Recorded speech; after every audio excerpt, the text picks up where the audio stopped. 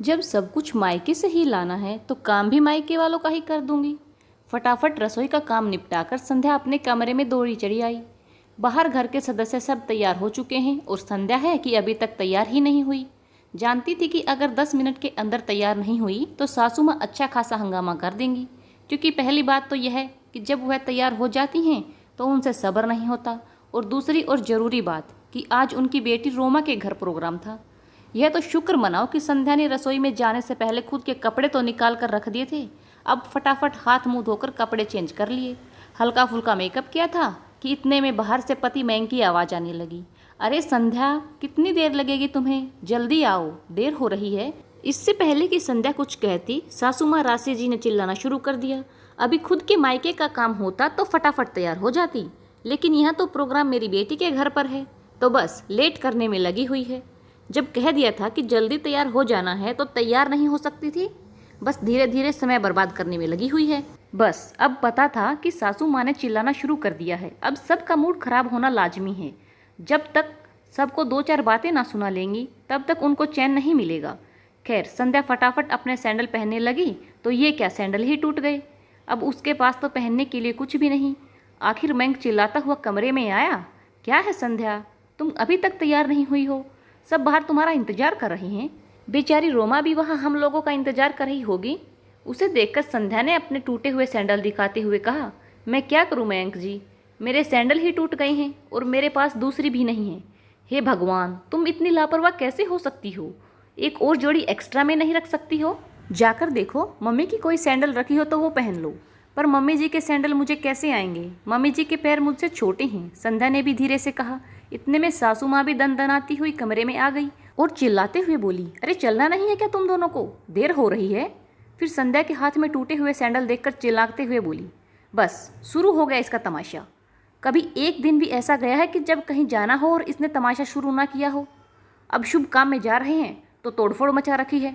यहाँ मेरे नवासे का जन्मदिन है और ये कामचोर सामने से टूटी हुई चप्पल लेकर आ गई। संध्या ने अपने आप को संभालते हुए कहा, पर मम्मी जी, मैंने जानबूझकर तो नहीं तोड़ा ना, ये काफ़ी पुराने हो गए थे। उस दिन मैंने आपसे कहा भी था कि मम्मी जी मुझे सैंडल लानी है, पर आपने पैसे देने से मना कर दिए थे। बेटे के सामने अपनी पोल खोलती देखकर सासू माँ संध्या पर चिल्लाते हुए बोली, हाँ तो पैसे क्या पेड़ पर उगते हैं? तेरे मायके गई थी तब ले आती ना वहाँ से। इतना सा तेरे मायके वालों को नहीं दिखता, और मैं तो तुझे लेकर जा ही रही थी ना बाजार। लेकिन अब तेरे काम ही पूरे नहीं हो तो मैं क्या कर सकती हूँ? जिसको नाटक करना है वो तो कहीं से भी कुछ भी नाटक कर लेता है। मयंक ने बात संभालते हुए कहा, पर अब क्या करें मम्मी, एक काम करते हैं, रास्ते में से नए सैंडल दिला देंगे। मयंक की बात सुनकर वो जोर से चिल्लाई, हाँ हम तो फालतू बैठे हैं, अब समय व्यर्थ नहीं होगा, रहने दे इसे यहीं पर। जब अकेली रहेगी तो अकल ठिकाने आ जाएगी। पर मम्मी, मयंक इससे पहले कुछ कहता, उसके फ़ोन पर रीमा का फ़ोन आने लगा, जिसे देखकर सासू माँ ने कहा, जरूर रोमा का ही फ़ोन होगा। उसे क्यों उसके ससुराल शर्मिंदा कर रहे हो? चलो जल्दी, रहने दो इसे घर पर। इसमें मयंक भी ज़्यादा कुछ न कह पाया और संध्या को घर पर ही छोड़कर सब लोग रवाना हो गए। संध्या की आंखों में आंसू आ गए। शादी को 2 साल हो गए, पर हर छोटी चीज़ के लिए वो मोहताज हो जाती है, या यूं कहें मोहताज कर दी जाती है। मयंक अपनी सारी सैलरी अपनी माँ के हाथों में रखता, यहाँ तक कि संध्या के हाथों में कुछ ना देता। संध्या अगर ज़रूरत भर के पैसे भी मांगती तो उसे कह देता कि माँ से ले लो, और इधर सासू माँ और भी महान।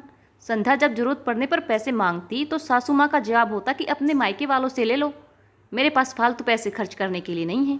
सोचते सोचते ही संध्या की आंखों में से आंसू बहे जा रहे थे। आज सिर्फ एक चप्पल के कारण उसे ये लोग घर पर छोड़कर चले गए। अब क्या अपनी चप्पल लेने भी वो मायके जाएगी? खैर, जैसे तैसे रात निकली। संध्या ने किसी से कोई बात नहीं की। दूसरे दिन सुबह के 8 बज गए, लेकिन किसी को चाय नसीब तक नहीं हुई।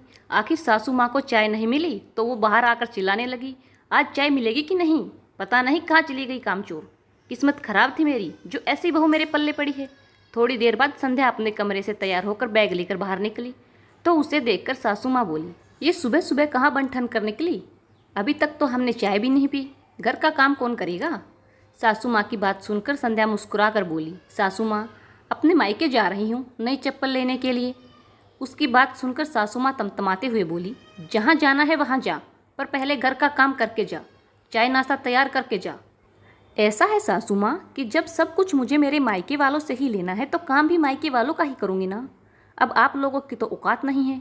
तो चप्पल खरीदने उन्हीं के पास जाना पड़ेगा। आपका घर है, आप लोग कीजिए अपने काम। सासू माँ ने गुस्से में मयंक की तरफ देखा तो मयंक भी नज़रें झुकाकर बैठा हुआ था। अरे तू कुछ बोलता क्यों नहीं?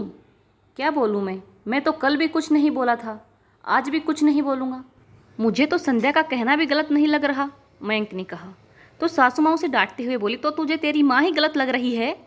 नहीं माँ, आप भी गलत नहीं हैं, गलत तो मैं हूँ। मैं ये भूल गया था कि मैं शादीशुदा हूँ। मेरी पत्नी को भी खर्चे के लिए पैसों की ज़रूरत पड़ती होगी, तो कुछ खर्चा उसके हाथ में भी मुझे देना चाहिए था। और मैं नालायक सारी सैलरी आपके हाथ में लाकर रख देता था, पर अब नहीं।